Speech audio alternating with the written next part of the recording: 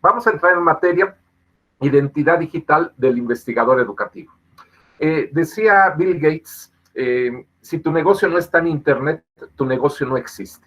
Y sí, cuando uno muchas veces empieza a buscar información sobre un negocio, lo primero que hace es entrar a Google y ver qué hay sobre ese negocio, dónde está ubicado, cómo están sus evaluaciones. Si no está en Internet, es como si no existiera, como si no nos pudiéramos conectar a él. Borja Vilaseca dice esta frase: el título universitario fue al siglo XX lo que la marca personal va a ser al siglo XXI. Y ahí hay un tema interesante que es el de marca personal, ahorita lo vamos a abordar, pero de alguna manera lo que daba en el siglo pasado un prestigio a la persona era tener un título universitario. Leyendo a Apolinar mi currículum, dice que empecé a trabajar en 1978, apenas estaba estudiando la carrera, y era muy difícil en ese entonces encontrar profesores que pudieran dar clases porque no todos tenían un título universitario. Entonces yo empecé a dar clases desde muy joven en una preparatoria y vamos, el título era la parte clave. Todavía no se hablaba de que tuviéramos maestría o doctorado para poder dar clases en el nivel inmediato inferior. Ya con el tener el título universitario ya era una ganancia. Pero actualmente la idea de esta marca personal es la idea de tener una buena presencia online, en línea, en Internet, y es como tener un currículum vitae siempre visible al mundo. Entonces, de alguna manera, eso es lo que quiero compartir, y es lo que vamos a ver a continuación.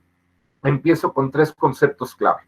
El primero de ellos son conceptos generales, y ahorita los vamos a ver aterrizados al tema que nos interesa, que es la investigación educativa. El primero de ellos tiene que ver con marketing, mercadotecnia. El marketing de una organización o de una persona busca crear, comunicar, entregar e intercambiar las ofertas que tengan mayor valor para los consumidores, clientes, asociados y demás personas interesadas. Stakeholders, eso es lo que significa, personas interesadas. El objetivo del marketing no es simplemente vender, sino que busca agregar valor a las marcas y productos para que sus audiencias objetivo se vean atraídas por los mismos y no por los de la competencia. A mí como investigador educativo, me interesa que mi producción sea conocida. Me interesa poderla comunicar, entregar e intercambiar. No es una oferta económica. Mucho de la producción que yo tengo es de acceso libre, es totalmente abierta. Creo que son muy poquitos los artículos que ceden los derechos y sobre todo en los libros hacia las editoriales, los derechos patrimoniales. Pero la mayor parte, yo diría el 90%, 95% de mi producción es acceso libre. Entonces, cuando se habla de marketing, no hay que verlo desde una perspectiva necesariamente económica, de querer vender, pero sí de crear producción académica, es decir, un nuevo conocimiento, comunicar ese nuevo conocimiento, esas aportaciones, entregarlo, intercambiar esas ideas con mis colegas, no hablo de clientes, pero sí de asociados, de otras personas interesadas. Y esa es la idea de un marketing cuando hablamos de innovación educativa.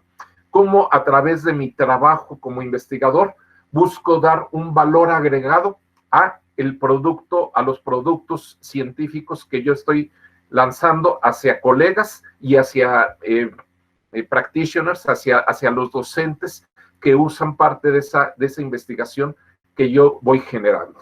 Entonces, este concepto de marketing es muy, muy importante. Y va vinculado con otro que es el de la marca personal. Ya lo mencionamos previamente. La marca personal, en inglés le llaman personal branding, es un concepto que consiste en considerarse a uno mismo como una marca comercial. Se oye feo, ¿verdad?, dentro del campo académico, pero ¿cuál es mi marca personal? ¿Cuál es el objetivo de diferenciarme y conseguir un mayor éxito profesional? Una marca es algo que se construye día a día, pues muestra quién eres y lo que te gusta hacer. Cuando hablamos de diferenciarnos no en términos de decir soy más, menos, soy mejor, peor, sino simplemente, por ejemplo, como investigador educativo, decir, bueno, ¿cuál es mi especialidad? ¿Por qué quiero que me conozcan? Si hablamos, por ejemplo, de un señorón que es Ángel Díaz Barriga, él lo conocemos bien por su especialidad en currículum y en evaluación educativa. Cada uno de los investigadores así de renombre tiene cierta especialidad. Y cuando pensamos Por ejemplo, en mi caso, digo, quiero que me conozcan más por los temas de innovación educativa, tal vez de educación en línea o educación virtual. Tengo trabajos sobre evaluación educativa y esa es, digamos, la forma en que me diferencio de otras personas. Puede haber investigadores que quieran diferenciarse por ser expertos en educación especial, en cuestiones de género, en materia de educación o algún otro tema en particular. Y eso permite dentro de nuestra especialidad tener cierto éxito profesional. Entonces, la marca personal, más que verse como una marca comercial, vamos, esta definición es muy genérica, es cómo quiero diferenciarme y cómo puedo tener mayor presencia entre mis colegas, entre mi grupo de referencia. Y eso nos lleva a un tercer concepto clave, que es el de identidad digital, que le da el nombre a esta conferencia. Es la versión de Internet de la identidad física de una persona. Está compuesta por una gran cantidad de datos que proporcionamos en la red, es decir, más allá de nuestro correo electrónico o de una página web personal. Incluye nuestras fotos, comunicaciones, datos bancarios, preferencias a la hora de comprar, etcétera, etcétera, etcétera. No es uniforme porque compartimos distintos atributos en distintas plataformas. Si ustedes tienen Instagram, seguramente ahí comparten fotos. Si ustedes se conectan a Amazon para hacer alguna compra, ahí vienen todas sus preferencias a la hora de comprar. Si ustedes se conectan a banca electrónica para hacer alguna transferencia, ahí vienen sus datos bancarios. Si ustedes se conectan a WhatsApp o al correo electrónico, ahí vienen sus comunicaciones. En distintas plataformas tenemos distinto tipo de presencia. Esa identidad digital o identidad 2.0 es todo lo que un individuo manifiesta en el ciberespacio e incluye tanto sus actuaciones como la forma en que éste es percibido por los demás en la red. Y esto es interesante, porque no es nada más lo que nosotros queramos compartir, sino también cómo nos van a ver los demás. Cuando vemos, por ejemplo, los influencers, los famosos influencers, youtubers, que comparten una gran cantidad de información y que tienen muchos seguidores, obviamente ellos están mandando información, pero al mismo tiempo se les percibe de una determinada manera, se les critica, se les habla a favor, se habla en contra de ellos, y la importancia de un influencer es que tiene una gran cantidad de seguidores. La pregunta para un investigador educativo es, ¿puedo yo ser un influencer en educación? Es decir, un referente que sea seguido por una gran cantidad de docentes, de otros colegas investigadores, de académicos, no solo a nivel local, nacional, sino a nivel mundial. Y esa es una parte importante precisamente de lo que es la identidad digital que las personas poseemos. Entonces, estos tres conceptos, marketing, marca personal, identidad digital, pueden estar asociados, cuando hablamos de términos académicos, por ejemplo, a instituciones educativas. Las instituciones educativas tratan, por ejemplo, de posicionar sus programas educativos. Si esos programas no tienen alumnos, o no son conocidos ciertos programas, ciertas licenciaturas, maestrías y doctorados, y no tienen alumnos, las instituciones educativas se ven forzados a cerrarlos. Entonces, tienen que tener esos programas bien posicionados, tienen que tener una página web, tienen que tener acreditaciones de cada uno de sus programas o acreditaciones globales, tienen que participar en ciertos rankings,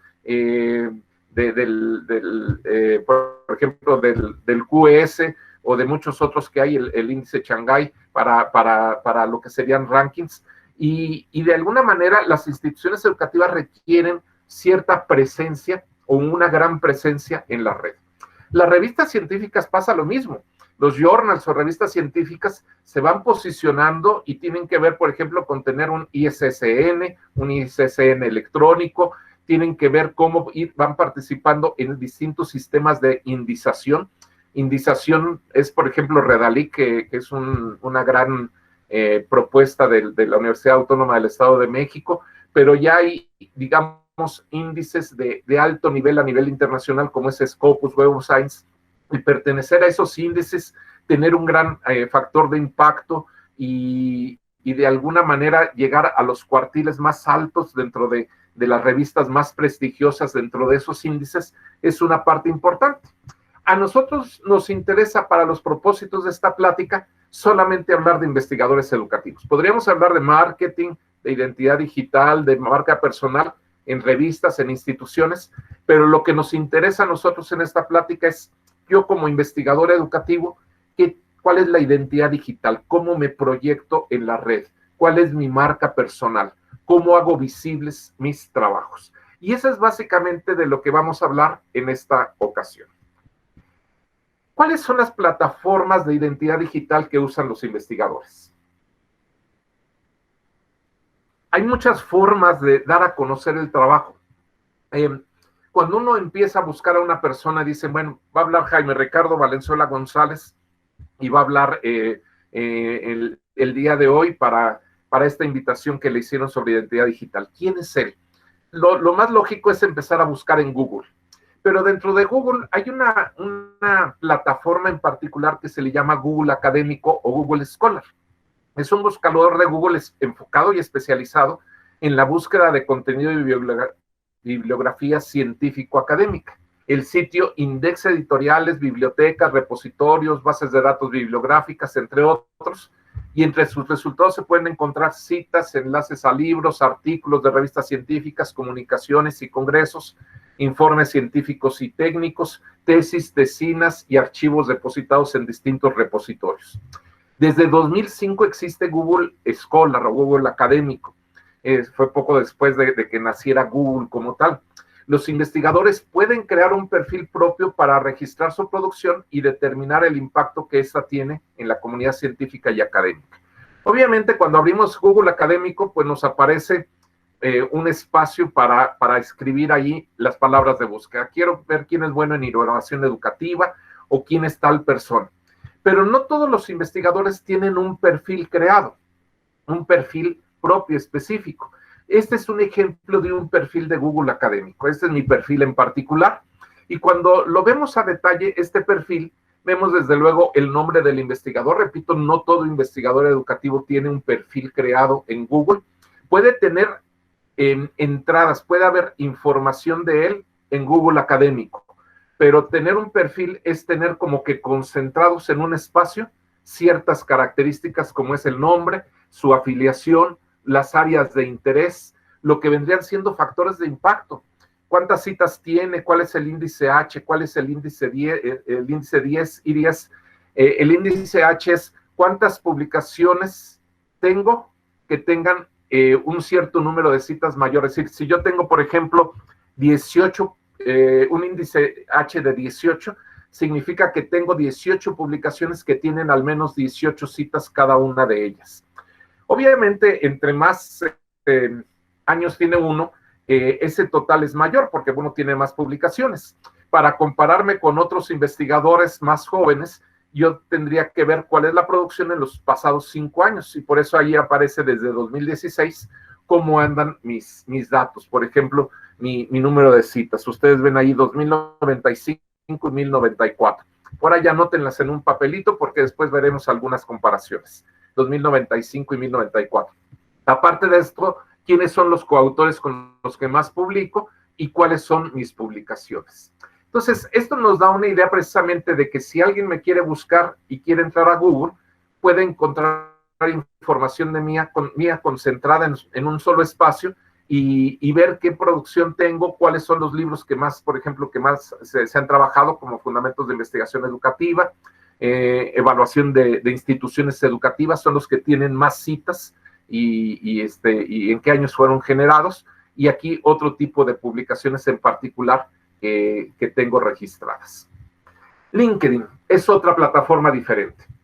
LinkedIn es una red social, también se considera como red social, así como Facebook, Twitter. No voy a hablar ni de Facebook, ni de Twitter, ni de Instagram, pero esta es una red social que parte de un perfil que crea cada usuario. Es decir, yo entro a crear mi perfil y libremente revelo mis competencias y mi experiencia laboral.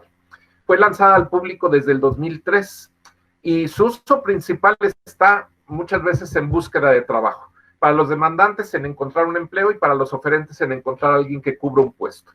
Pero más allá de encontrar un trabajo o de solicitar personas para un trabajo en particular, los usuarios pueden unirse a comunidades de interés. Yo pues estoy unido a comunidades, por ejemplo, que tienen que ver con tecnología educativa, con el Consejo Nacional de Investigación Educativa, con el Consejo Mexicano, perdón, el CONIE de Investigación Educativa, y con otras asociaciones, y puedo conectarme con otros profesionales. De hecho, Apolinar siempre me contactaba a través de LinkedIn. Él me tenía registrado allí antes de tenerme ya en su WhatsApp. De esta forma, amplían su red de contactos y ponen en práctica esto que es el networking, una palabra inglesa que implica trabajar en redes. En los últimos años, esta plataforma ha incorporado la opción de LinkedIn Learning, a través de la cual se ofrecen cursos para ampliar conocimientos. Muchos de esos cursos son gratuitos, se los recomiendo, y pues vale la pena entrar ahí. Ustedes pueden buscar en linkedin.com el perfil de Jaime Ricardo Valenzuela González y les aparece allí toda esa información que la tengo abierta pues para todo el público. Entonces, ustedes pueden ver mucha de esa información. Aquí nada más estoy poniendo una impresión de pantalla, pero pueden ver mucho de esa producción y de lo que sería, digamos, LinkedIn resume un currículum vitae, presenta un currículum vitae mío que le da una idea general a muchas personas. Me han llegado, por ejemplo, desde hace año y medio aproximadamente me jubilé del Tecnológico de Monterrey y desde entonces, bueno, me presento como consultor, instructor y conferencista sobre distintos temas, pero me han llegado una gran cantidad de solicitudes de trabajo, ¿verdad? Es decir, para ofrecerme trabajo en distintas posiciones, y es una muy buena plataforma para darse a conocer. Existen otras plataformas importantes para dar a conocer el trabajo o para buscar trabajos vinculados con nuestro tema de interés. Uno de ellos es ResearchGate. La traducción sería puerta para la investigación. Es una red social de investigadores y una herramienta de colaboración dirigida a personas que hacen ciencia de cualquier disciplina. En cualquier disciplina funciona. Obviamente en investigación educativa también. La plataforma emplea aplicaciones web 2.0, por ejemplo, para una búsqueda semántica de artículos de revistas científicas en una base de datos que tiene más de 35 millones de registros, foros, grupos de discusión, etc. Fue lanzada al público en el 2008 y en tan solo 2 años tenía ya 1.400.000 integrantes. En el 2016, que es el dato que muestra Wikipedia, de los últimos, tenía 11 millones de usuarios. Los investigadores pueden crear un perfil propio, no necesariamente. Es decir, yo, por ejemplo, puedo subir un artículo, compartirlo y subo a distintos coautores. Pero si un coautor no crea su perfil propio, aparece en ResearchGate, pero no tiene un perfil propio. Es decir, lo interesante aquí para dar a conocer la producción de uno es crear un perfil propio, registrar la producción y determinar que el impacto que ésta tiene en una comunidad científica y académica. Ustedes pueden entrar a ResearchGate, ahí viene la dirección, www.researchgate.net, buscan Jaime Ricardo Valenzuela González y pueden ver toda mi producción. Obviamente pueden buscar a una gran cantidad de investigadores que existen y que pueden ser de interés según sus áreas, sus líneas de investigación. ¿Sí? Muy parecido es academia.edu. También es un portal para académicos en formato de red social. Fue lanzado en 2008 y puede ser utilizada para lo mismo que es ResearchGate, para compartir artículos, para dar seguimiento a su impacto o facilitar búsquedas de campos particulares de conocimiento. En 2014 poseía 18 millones de usuarios registrados, 5 millones de trabajos académicos y cerca de 15.7 millones de visitantes únicos por mes. Estamos hablando de hace 7 años, que es la información que tiene Wikipedia. El sitio proclama que participa del movimiento Acceso Abierto, aunque no es estrictamente hablando, no es un repositorio de acceso abierto. Para eso habría que cumplir con ciertos criterios de Creative Commons. Los investigadores también, igual que en ResearchGate, pueden crear un perfil propio para registrar su producción y determinar el impacto que ésta tiene en la comunidad científica y académica. Normalmente, academia.edu es más usada en regiones latinoamericanas. ResearchGate es más internacional. Ahí tienen un ejemplo de mi perfil. Lo mismo, ustedes pueden entrar a www.academia.edu, buscar el perfil mío o el de algún otro investigador y ver si han subido los documentos. Obviamente, los documentos que yo subo tanto a ResearchGate como a academia.edu son documentos que cuentan con acceso libre, acceso abierto. Entonces, aunque salieron publicados en cierta revista, yo los publico, los subo allí como documentos y se pueden descargar de forma gratuita en formato PDF. Por ejemplo, cuando hablo de los libros, En los libros eso no lo puedo hacer porque cuando yo le doy, por ejemplo, a una editorial X, Trillas, Octaedro, Síntesis, cualquier editorial, le cedo los derechos patrimoniales, es porque esa editorial es la única que puede vender los libros o que puede darlos a conocer. Yo sigo reteniendo los derechos morales como autor, pero no puedo compartir el libro en forma electrónica porque estaría siendo desleal con la editorial que ha dado su confianza y su presupuesto para publicarme los libros. Pero en términos generales pueden encontrar, tanto en ResearchGate como en academia.edu, una gran cantidad de documentos. En mi caso, pues son fácil más de, en este caso hay 40 artículos que están compartidos en texto completo y que ustedes pueden pues revisar en estas plataformas.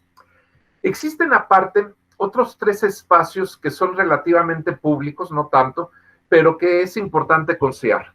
Uno de ellos es ORCID, Open Researcher and Contributor ID. Es un código alfanumérico no comercial que identifica de manera única a los científicos y a otros autores académicos. Esto responde al problema de que las contribuciones de un autor particular a la literatura científica pueden ser difíciles de identificar, pues la mayoría de los nombres personales no son únicos, sino que toman distintas formas dependiendo de cuestiones culturales o de quién cita a los trabajos. Si alguien me quiere citar, por ejemplo, y me conoce como Ricardo, me puede decir Valenzuela, R. Alguien que no me conoce a lo mejor va a poner Valenzuela, JR. En Latinoamérica utilizamos muchas veces 2 apellidos, Valenzuela González, JR.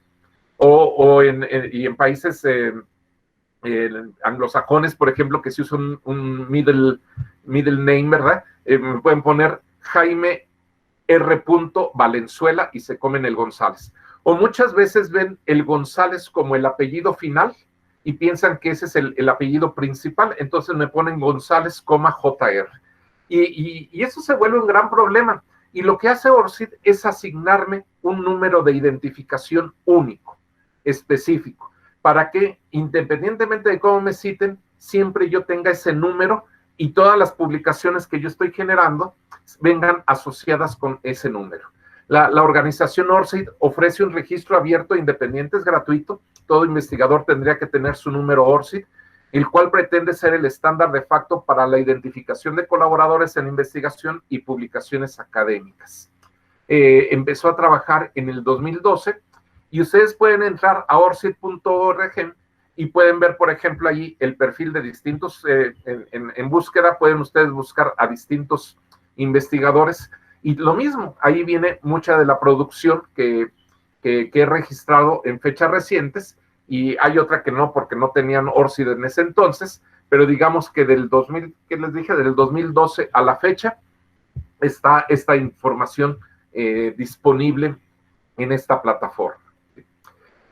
Hay otros 2 IDs, uno vinculados, yo les decía hace un momento que hay muchos índices, están índices de revistas de acceso abierto, está Redalic, que es el esfuerzo de la Universidad Autónoma del Estado de México, en fin, hay muchos índices que existen, pero hay 2 que lideran actualmente las revistas de calidad, Scopus y Web of Science.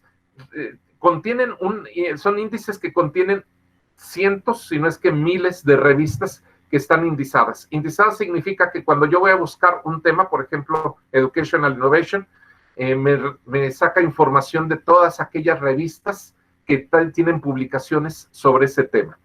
Scopus y Web of Science no son tan fáciles de acceder a ellos porque se requiere que la institución o la organización pague por tener derecho a esa base de datos. Yo, por ejemplo, entro a través de estas bases de datos, a través de la biblioteca del Tecnológico de Monterrey, a la cual todavía tengo acceso. Y Scopus, básicamente, asigna un número de autor de identificación que da un perfil integrado de la base de datos de Scopus de Elsevier. Es la compañía editorial que promueve este índice de Scopus. Se crea automáticamente para cualquier autor cuya obra está incluida en alguna publicación indizada en Scopus y permite desde luego que todos los documentos de mi autoría sean recogidos, que estén en Scopus, sean recogidos en un solo lugar y todos los documentos que corresponden a ese autor, en concreto en Scopus. Ustedes pueden ver allí, también vienen ahí los perfiles, cuántos documentos están, cuántas revistas, cuántos artículos he publicado en revistas indizadas en Scopus. Por ejemplo, 18, tengo 74 citas, esto ya tiene como 6 meses y demás, pero vamos, le da un perfil de quién es quién en todo esto, y asociado con Scopus, no sé si ustedes pueden ver aquí en medio, lo que sería mi número de ORCID. Entonces, de alguna forma, se van vinculando las cosas, y desde luego, esto es solamente para revistas indizadas en Scopus. Algo similar pasa con Research ID, que es otro sistema de identificación, pero este fue introducido en 2008 por Thomson Reuters, otra compañía editorial, y está publicado con otro índice que es Web of Science. Es también muy, muy importante, reúne a las revistas de mayor calidad a nivel mundial, y este sistema trata de solventar lo mismo, el problema de identificación de autores.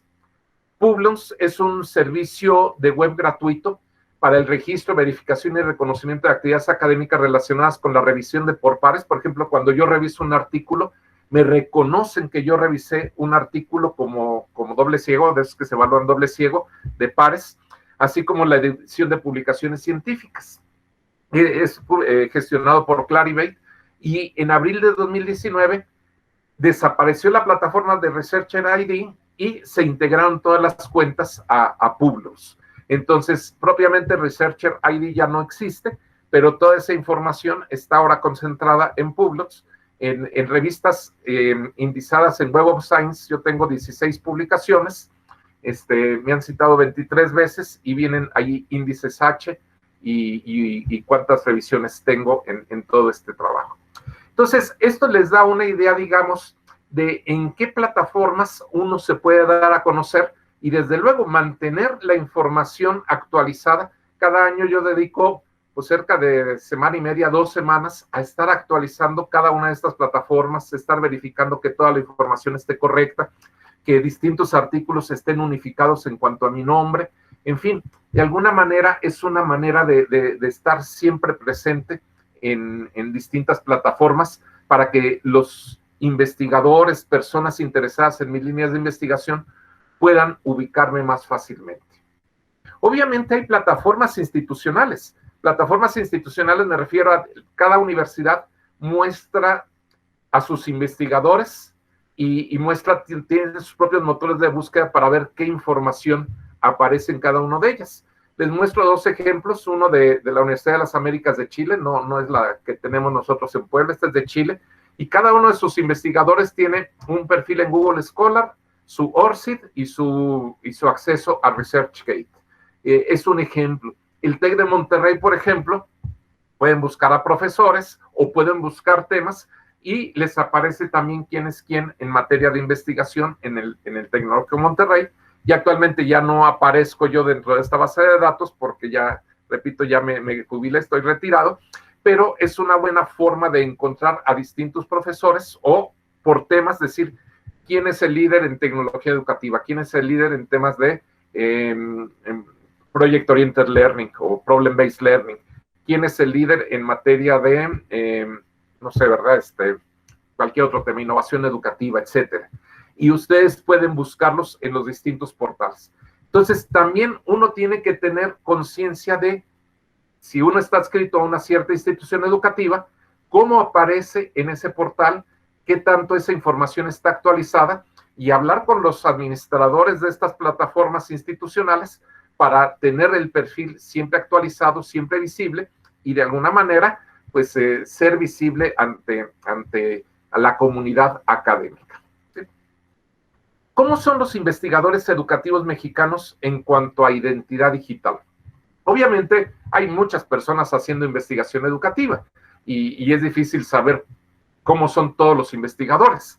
Yo estoy haciendo un trabajo actualmente que espero pronto publicar, en donde básicamente estoy tomando como base el caso del Sistema Nacional de Investigadores.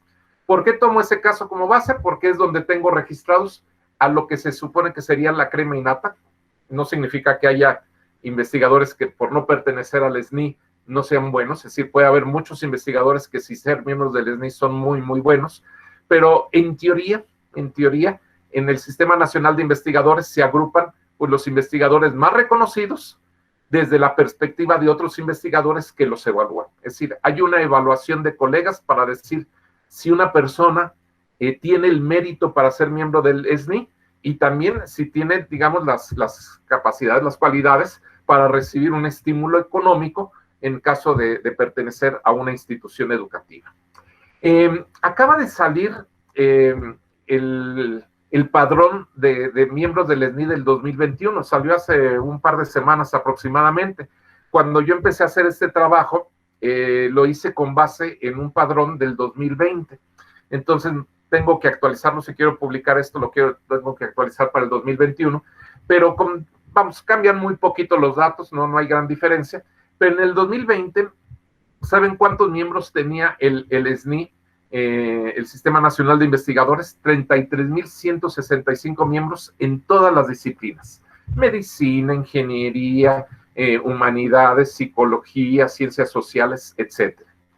De esos 33,000, 4,827 son del área 4, humanidades y ciencias de la conducta. Menciono el área 4 porque dentro de eso está la disciplina de pedagogía. Pero fíjense, 4,827 es pues poquito más allá del 10%, es como el 12, 15% de esos 33,000. Y cuando vemos quiénes tienen el área de la disciplina pedagogía, vemos que de esos 4,827, solamente 575 miembros de esos 33,000 tienen la disciplina pedagogía. Hay algunos que tal vez se me salen de la dedicación hacia la educación. Por ejemplo, hay otra área que es el área 5 de ciencias sociales, que tiene tal vez personas que trabajan con sociología educativa y que estoy dejando fuera. O dentro de la misma área 4, que también involucra psicología, tal vez estoy dejando una gran cantidad de psicólogos educativos que caen fuera de este análisis que estoy haciendo. Pero tenía que acotarlo de alguna manera. Entonces dije, voy a ver quiénes están en la disciplina de pedagogía, y solamente hay 575 miembros en el Sistema Nacional de Investigadores en todo el país con esa característica. 219 son candidatos, el nivel 1 es 283, el nivel 2 es 49, y digamos los gurús, hay 24 nivel 3 en el área de pedagogía. Entonces, esto les da una idea de cómo están los miembros del SNI en esta materia, en esta área de pedagogía. En el Tecnológico de Monterrey, en 2020, había 20 investigadores en el área de pedagogía registrados. El Tecnológico de Monterrey, como universidad privada, tiene más de 600 investigadores en el SNI, y de esos 620 son del área de pedagogía.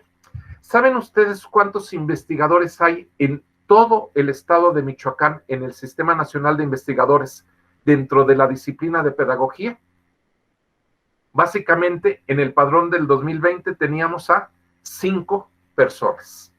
En el padrón del 2021 tenemos 2, 4, 6 personas. En todo el estado de Michoacán solamente hay 5 investigadores, miembros del SNI, área 4, disciplina pedagogía. Y ustedes pueden ver, todo esto es información pública, no estoy ventaneando a nadie ni nada, sino que es una información pública que el CONACYT hace en aras de transparencia, de publicar los padrones de miembros del Sistema Nacional de Investigadores. No sé si ustedes conocen algunos de ellos, de Universidad Pedagógica Nacional, por ejemplo, de la Universidad Montrer, pues estaba esta investigadora, pero parece que perdió su membresía al Sistema Nacional de Investigadores en el padrón del 2021, otra persona de la Pedagógica Nacional, de la UNAM, del CREFAL, y en el 2021 hay una sola persona de la Michoacana de San Nicolás de Hidalgo.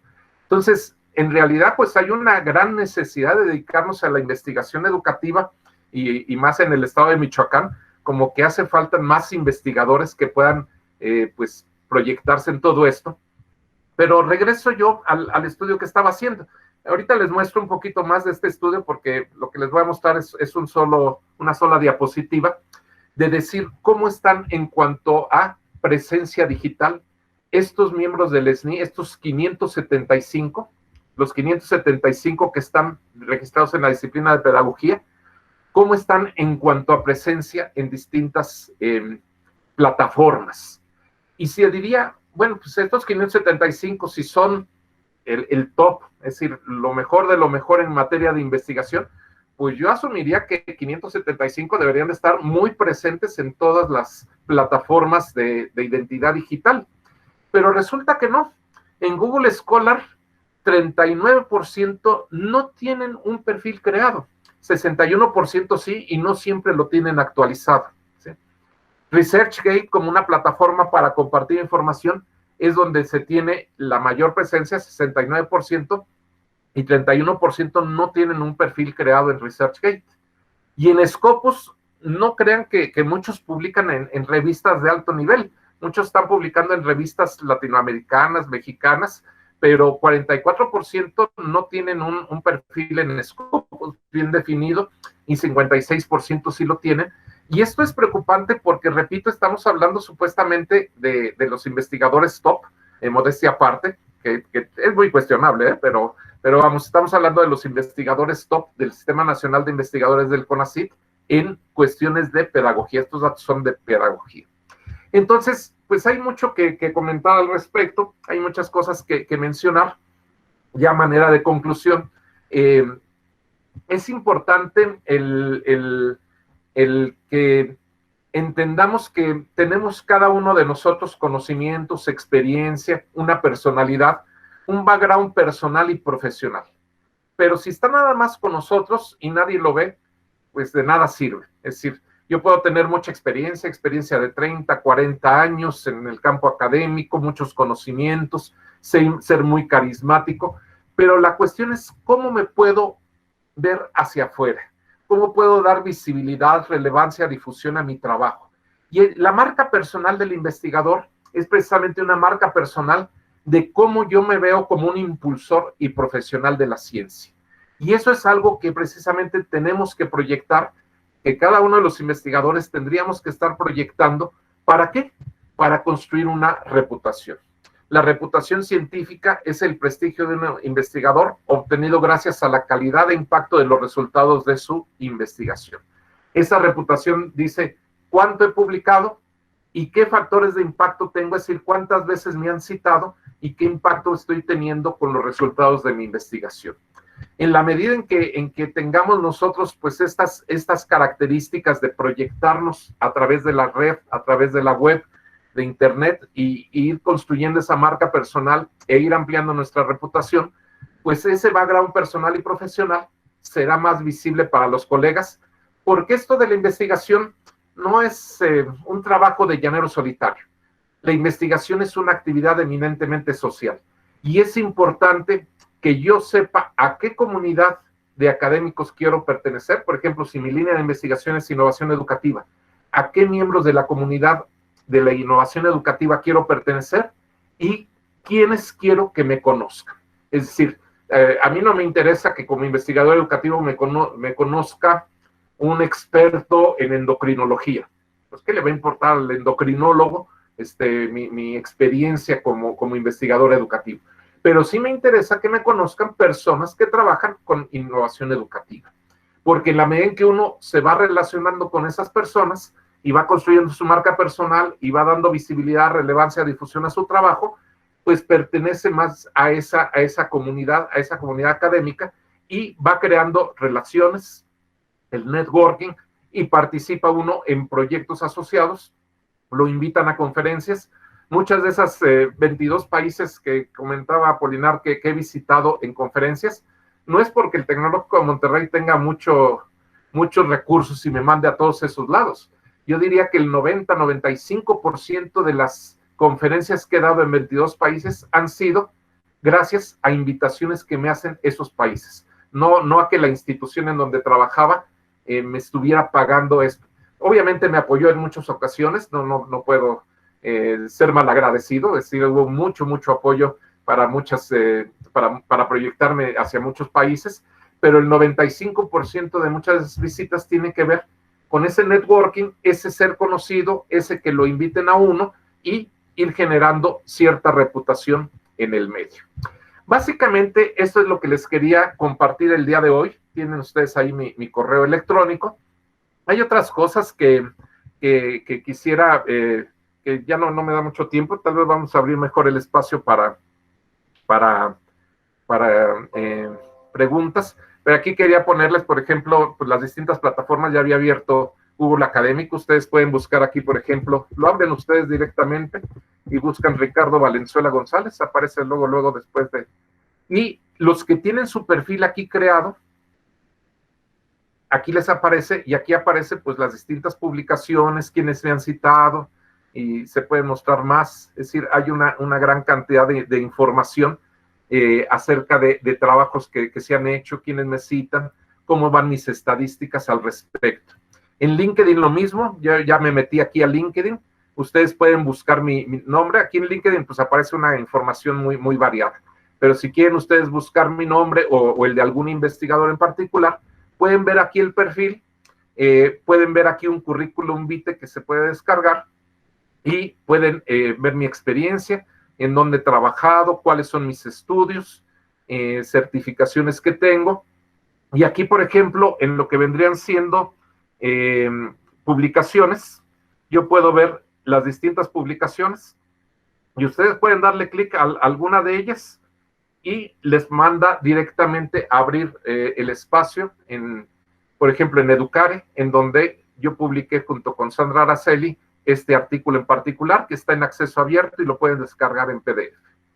En ResearchGate es lo mismo. Yo aquí tengo mi perfil, es decir, ustedes abren ResearchGate y les aparece pues cierta información de muchas personas, pero pueden buscar aquí en el motor de búsqueda algún autor en particular y pueden ver si tiene, puede ser que tenga publicaciones, pero no necesariamente un perfil. Ustedes pueden ver el perfil de la persona y lo mismo. Yo aquí, por ejemplo, tengo distintos tipos de trabajos. También hay aquí ciertos tipos de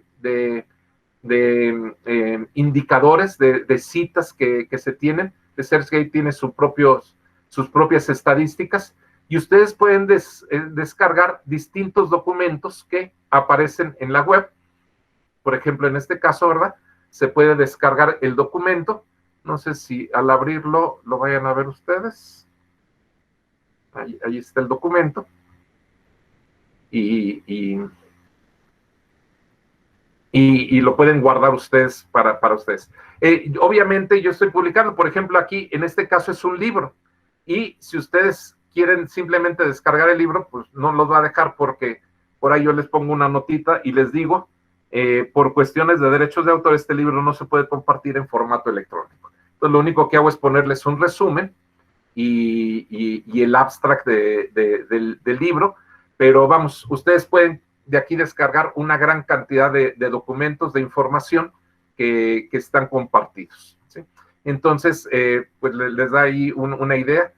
Hay 67 documentos aquí, en particular de mi autoría. Aquí se van cargando. Y lo mismo pasa con academia.edu, es lo mismo exactamente. Aquí ustedes lo abren y pues les sale información de muchas personas, pero ustedes pueden tener su propio perfil creado. Y yo les diría, créenlo, ¿verdad? Todo esto que les estoy diciendo es una tarea para que lo vayan haciendo con tiempo, para que lo vayan creando. Y lo mismo, aquí yo también voy subiendo los documentos que tienen acceso abierto y ustedes pueden descargar muchos de esos documentos sin mayor problema, ¿sí? Entonces, por ejemplo, Pentavalent Inventory to Measure Learning Styles. Aquí yo lo puedo descargar, lo abro en formato PDF y está de acceso libre para todos ustedes. ORCID, ese también está de acceso abierto. Aquí tienen ustedes mi perfil y vienen las distintas publicaciones que están vinculadas con ORCID. Scopus es más complicado porque, repito, Scopus necesitan acceso a esta base de datos. Aquí podemos poner Valenzuela. Ahí me Ricardo. Tal vez salgan otros Valenzuelas. Aquí estoy entrando a través de la cuenta del Tecnológico de Monterrey, ¿sí? Y aquí salen, por ejemplo, con las distintas variaciones de mi nombre. y aquí puede haber aquí otros homónimos, no, en este caso no lo hay, pero aquí se puede ver, digamos, mi perfil en particular, mis estadísticas y los distintos artículos que tengo publicados. Y lo mismo pasa con Publons, es la misma idea. Aquí está en Publons. Aquí les decía yo, por ejemplo, esta Universidad de las Américas, aquí yo no aparezco, pero, por ejemplo, cada uno de estos autores tiene su perfil de Google Scholar creado, su acceso a ORCID o su presencia, su número de ORCID específico, ¿sí? Esta Natalia Ferranda, esta es Universidad Chilena, y su acceso a ResearchGate. Y cada uno de los investigadores tiene su acceso. Esa es la plataforma del Tecnológico Monterrey, y ustedes también pueden buscar aquí algún investigador en particular, alguna persona por escuela, por campus, y pues les salen, digamos, los distintos profesores que están ahí adscritos actualmente como investigadores. Entonces, esto les da un poquito de idea de cómo se da la presencia digital, la identidad digital de uno en el ciberespacio. Y este es un ejemplo del trabajo que estoy haciendo, que aquí tengo los 35,000, fíjense, me voy hasta mero abajo, 33,165 investigadores en todas las áreas. Luego aquí los tengo los que tienen disciplina de pedagogía y que están en área de humanidades. Aquí tengo algunas estadísticas que les mostré, ¿sí? Aquí tengo cuántos hay en cada uno de ellos, ¿verdad? Por ejemplo, en Michoacán hay 5, en Nuevo León, por ejemplo, hay 40, ¿sí? Obviamente la Ciudad de México es la que tiene más investigadores en el SNI, nada más en pedagogía, estoy hablando de pedagogía, 131, pero hay pues, datos interesantes. Por ejemplo, yo aquí hacía quién es quién en materia en Google Scholar, quiénes tienen perfil de Google Scholar, cuántas citas tienen, índice H, índice 10, y los ponía en percentiles. Por ejemplo, han seguramente oído hablar de Sergio Tobón, de Ángel Díaz Barriga, no sé si conozcan a los demás, mi colega María Soledad Ramírez Montoya, Ricardo Cantoral, que es de matemáticas, Felipe Martínez Rizo, que estuvo mucho tiempo en materias de evaluación educativa y en el INE. Aquí por acá vengo yo, Valenzuela González, ¿sí? Entonces, cuando ustedes ven, por ejemplo, el número de citas que tengo aquí, y calculan los percentiles, quiere decir esos percentiles que 96.22% tienen un menor número de citas, ¿sí? Que las que tengo yo. Aquí van decreciendo el número de citas hasta personas pues, que no son para nada citadas, aunque pertenezcan al Sistema Nacional de Investigadores. Aquí estamos hablando quité algunos porque sus perfiles eran no actualizados en Google Scholar. Entonces, de los 575, 345 sí tienen un perfil en Google Scholar. Los demás no lo tienen, no tienen ese perfil. Y aquí se ven los números de citas, pues algunos son más citados, otros son más citados. Ya, por ejemplo, Tobón tiene 24,000 citas, en los últimos 5 años 18,000, pero les dice quién es quién en todo esto. Y esto lo estoy haciendo también como para decir, la evaluación en el SNI es justa, no es justa.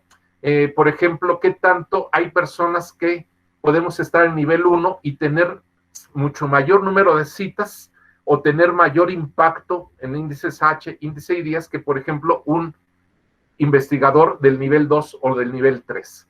Porque no siempre las evaluaciones son justas cuando nos están evaluando en el SNI. Entonces, lo que estoy haciendo en todo este estudio es efectuando toda una comparación precisamente de esto y cuadrándola con lo que sería la información precisamente de en qué nivel, en qué categoría se encuentran los distintos investigadores. Y esto mismo lo estoy haciendo para lo que es ResearchGate y para lo que es Scopus. Entonces tengo aquí la información de los investigadores, es un trabajo en proceso, pero les da un poquito de idea, también repito, de saber quién es quién y qué tanto realmente, por ejemplo, un investigador en un nivel 3 tal vez tenga menos producción que la que puedo tener yo en revistas Scopus. o algún otro investigador para el caso, ¿verdad? Que sea candidato, que sea nivel 1. Entonces, es parte del trabajo que se va haciendo, del trabajo que se va realizando. Y pues muchas gracias nuevamente por la invitación.